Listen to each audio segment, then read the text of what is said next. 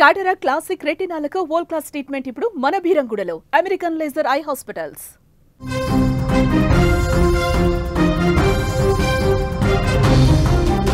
ప్రొద్దుటూరులో జరిగిన తల్లి హత్య కేసులో నిందితుడు యశ్వంత్ రెడ్డికి సంబంధించిన ఒక్కొక్క అంశం ఇప్పుడు వెలుగులోకి వస్తుంది.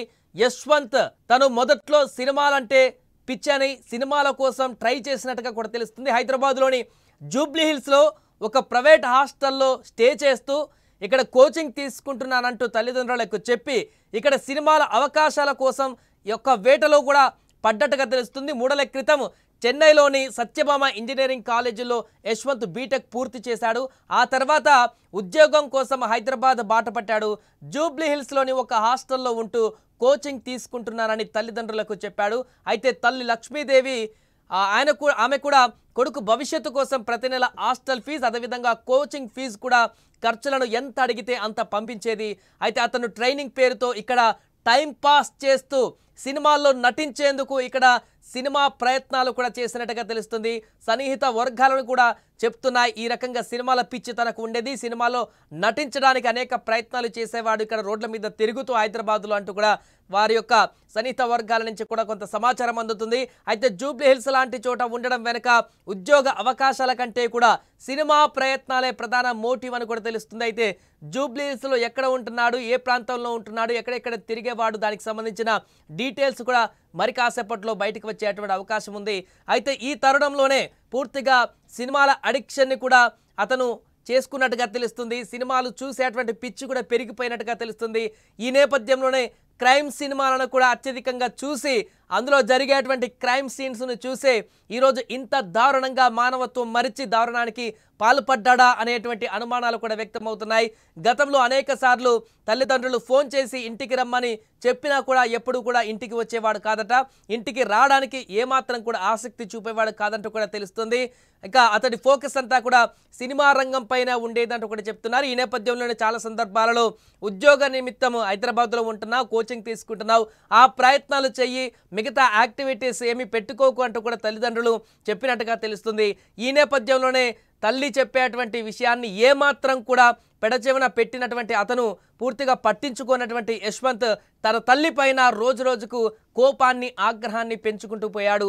అంతేకాకుండా తన తల్లిని కేవలం నెల నెలకు డబ్బులు ఇచ్చేటువంటి ఒక ఏటీఎం మిషన్గానే యశ్వంత్ చూసినట్టుగా తెలుస్తుంది. అంతేకాక ఎలాంటి ప్రేమలు కానీ ఆప్యాయత అనురాగాలు కానీ తన తల్లి పైన పెంచుకోలేదు. పూర్తిగా ఒక రాక్షసుల్లా మారిపోయాడు యశ్వంత్. కొన్ని నెలల క్రితం కూడా అసలు ఇంటికి రావడానికి ఆసక్తి చూపించినటువంటి యశ్వంత్ని బలవంతంగా కుటుంబ సభ్యులతో కలిసి తల్లిదండ్రులు ఒక వాహనంలో హైదరాబాద్ నుంచి బలవంతంగా ప్రొద్దుటూరుకి తీసుకువెళ్ళినట్టుగా కూడా తెలుస్తుంది. అక్కడ కొంత నాటు మందు కూడా అతనికి ఇప్పించారు. తన ఆరోగ్య పరిస్థితి లేకుండా మానసిక పరిస్థితి బాగోలేదని, అనారోగ్యానికి గురవుతున్నాడని, చెప్పిన మాట వినట్లేదని, కొంత మెంటల్ బ్యాలెన్స్ తప్పుతున్నాడనేటువంటి ఉద్దేశంతో తనని బలవంతంగా అక్కడికి తీసుకువచ్చి ప్రొద్దుటూరుకి అక్కడ కొంత నాటు వైద్యాన్ని కూడా చేయించినట్టుగా తెలుస్తుంది. అయితే అక్కడ 2-3 నెలల పాటు నాటు వైద్యం తర్వాత ఇంట్లోనే ఉన్నటువంటి యశ్వంత్ ఇక నేను బాగానే ఉన్నాను, నేను హైదరాబాద్ వెళ్తాను, అక్కడికి వెళ్ళి ఉద్యోగాన్వేషణ చేసుకుంటానను అంటూ ఇంట్లో వాళ్ళను ఒప్పించి నమ్మించి లేకుంటే ఇంకా మరింతగా వారిని హింసించి అక్కడి నుంచి 2 నెలల తర్వాత హైదరాబాద్ బాట పట్టినట్టుగా తెలుస్తుంది గత కొన్ని నెలల క్రితం. ఈ నేపథ్యంలోనే తల్లి అనారోగ్యానికి పాలైంది. మరలా సేమ్ సీన్ రిపీట్ అయింది. వారిని పట్టించుకోవడం మానేశాడు. వారికి ఫోన్ చేసి రమ్మని బతిమిలాడినా కూడా యశ్వంత్ని ఇంటికి వచ్చే దాఖలాలు ఎప్పుడు చేయలేదు, ఇంటికి వచ్చే ప్రయత్నం చేయలేదు. ఇంటికంటేనే అసలు ఆ వైపున కూడా పోకుండా ఇక్కడే హైదరాబాద్లో ఉంటూ పూర్తిగా తల్లిదండ్రులను గాలికి వదిలేశాడు. ఈ నేపథ్యంలోనే నెల డబ్బులకు మాత్రం ఫోన్ చేసి డబ్బులు ఇవ్వమంటూ మాత్రం అడిగేవాడు. ఈ నేపథ్యంలోనే తన తల్లి గత కొద్ది రోజుల క్రితం మరలా హాస్టల్ ఫీజో లేకుంటే ఇతరత్ర ఫీజుల కోసం 10,000 రూపాయలు కావాలంటూ ఫోన్ చేసి అడిగితే ఇవ్వకుంటేనైనా అలా అయినా ఇంటికి వస్తాడని ఉద్దేశించి ఆ తల్లి డబ్బులు ఇవ్వనని తెగేసి చెప్పింది. దీంతో యశ్వంత్ నేరుగా ఇంటికి వెళ్ళాడు. కానీ ఈసారి డబ్బులు తీసుకోవడానికి ఇంటికి వెళ్ళలేదు, తన తల్లి ప్రాణాలు తీసుకోవడానికి ఇంటికి వెళ్ళాడు యశ్వంత్. దీంతో ఇంత తీవ్రమైనటువంటి విషాదం నెలకొంది. అయితే యశ్వంత్ మానసిక స్థితి ఇంత దారుణమైనటువంటి సైకో మెంటాలిటీ ఎందుకు వచ్చింది? చంపిన తర్వాత కూడా అదే హాల్లో కూర్చొని టీవీ చూస్తూ హెడ్ ఫోన్స్ పెట్టుకొని వెకిలి నవ్వులు నవ్వుతూ పోలీసులు తీసుకువెళ్ళేటప్పుడు కూడా ఏమాత్రం బెరుకు లేకుండా, ఏమాత్రం బాధ లేకుండా, ఏమాత్రం పశ్చాత్తాపం లేకుండా అతను వెళ్తున్నటువంటి దృశ్యాలు కూడా చూస్తే యశ్వంత్ మానసిక స్థితి ఎంత దారుణంగా ఉందో, ఎంత రాక్షసత్వంతో ఉందో అనేది కూడా మనకు ఇట్టే అర్థమవుతుంది.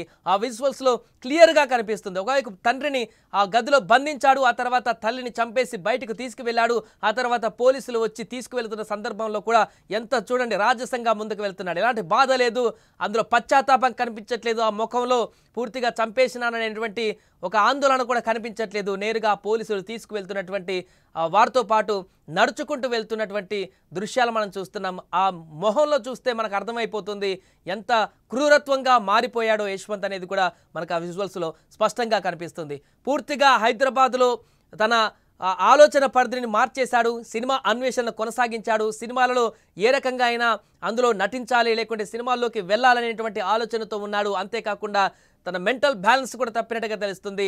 కోచింగ్ తీసుకొని సాఫ్ట్వేర్ ఉద్యోగమా లేకుంటే అంతకు మించిన ఏదైనా టెక్నికల్ ఉద్యోగమా చేయాల్సినటువంటి తన కొడుకు ఈ రకంగా సినిమాల వైపు మళ్ళాడనేటువంటి విషయం కూడా తల్లిదండ్రులకు తెలుసో లేదో తెలియదు, కానీ తన సన్నిహితుల ద్వారా సమాచారం అయితే అందుతుంది. అతను హైదరాబాద్లో ఉంటూ విచ్చలవిడిగా రోడ్లపైన తిరుగుతూ కోచింగ్ విషయం పక్కన పెడితే సినిమా అన్వేషణ కోసం ఎక్కువ సమయాన్ని కేటాయిస్తూ ఇక్కడ అనవసరమైనటువంటి కార్యక్రమాలకే కూడా పాల్పడేవాడనేటువంటి విషయం కూడా తాజాగా వెలుగులోకి వస్తుంది. దీంతో సినిమా పిచ్చి కూడా యశ్వంత్కు ఈ రకమైనటువంటి దారుణాలకు చేయడానికి కారణమైందా అనేటువంటి ఒక సందేహాలు అయితే ఇప్పుడు వ్యక్తమవుతున్నాయి.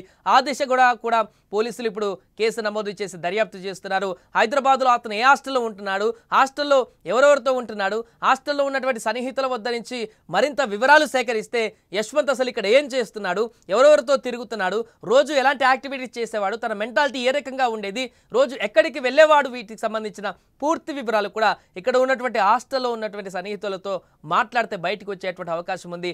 దానికి సంబంధించినటువంటి వివరాలను కూడా పోలీసులు సేకరిస్తున్నారు. దీనికి ఇక్కడ ఉన్నటువంటి వారందరితో కూడా మాట్లాడించేటువంటి ప్రయత్నం చేస్తున్నారు. దీనికి సంబంధించిన విచారణలోనే ఒక్కొక్క అంశం బయటకు వస్తుంది. తాజాగా సినిమాలు, అదేవిధంగా అంతకుముందు ఒక నాటుమందు ద్వారా తనకి చికిత్స జరిగిందనేటువంటి విషయం కూడా ఇప్పుడు వెలుగులోకి రావడంతో అయితే యశ్వంత్ హత్యకు సంబంధించినటువంటి విషయంలో అనేక విషయాలు ఒక్కొక్కటిగా బయటకు వస్తున్నట్టుగా మనకు అర్థమవుతుంది.